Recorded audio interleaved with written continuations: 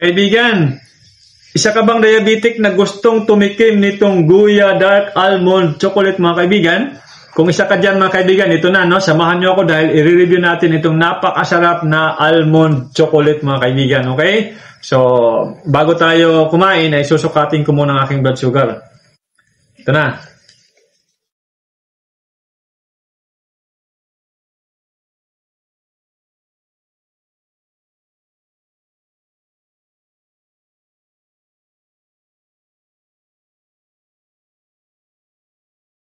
Mga kaibigan, tingnan natin ang sugar natin ngayon.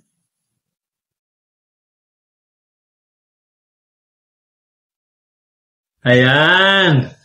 114, no? Nakikita ba dyan? 114 mg per deciliter ang ating blood sugar ngayong hapon. 114 mga kaibigan, dahil yan sa ginagamit nating supplement, itong spirulina at saka ganoderma, no? So, i-text mo lang ako kung gusto mo rin subukan ito mga kaibigan.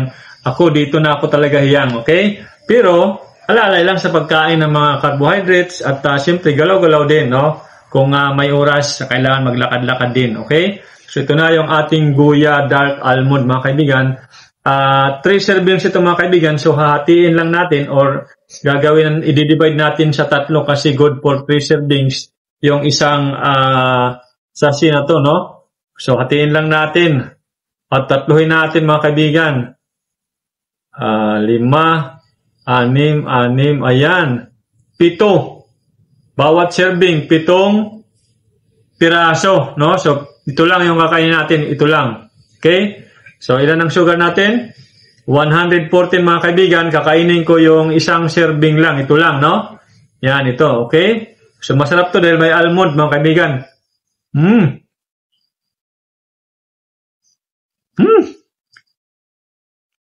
Sarap talaga mga kaibigan. Naghalong chocolate saka almond.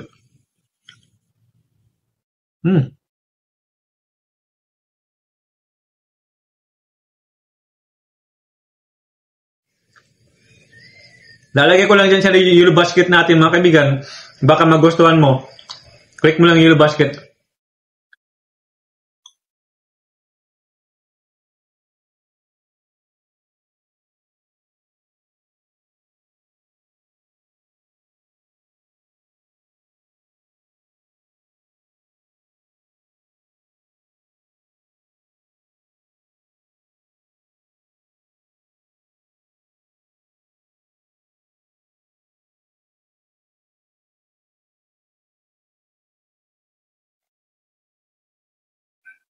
Ay mga kaibigan, no? So 21 piraso ang laman nito. So 7 pieces lang ang kinain natin dahil yun lang ang recommended, no?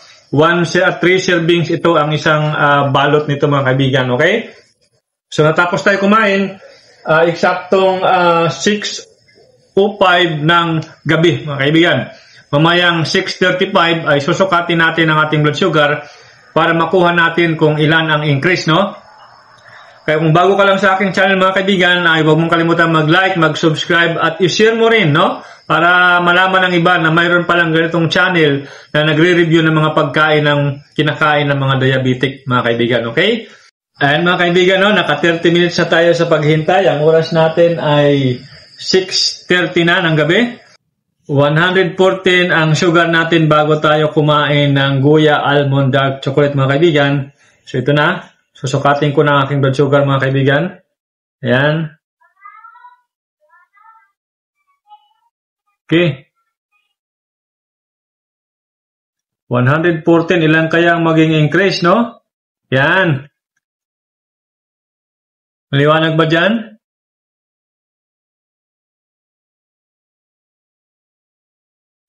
Ayan mga kaibigan. 140. No? So, 26 lang.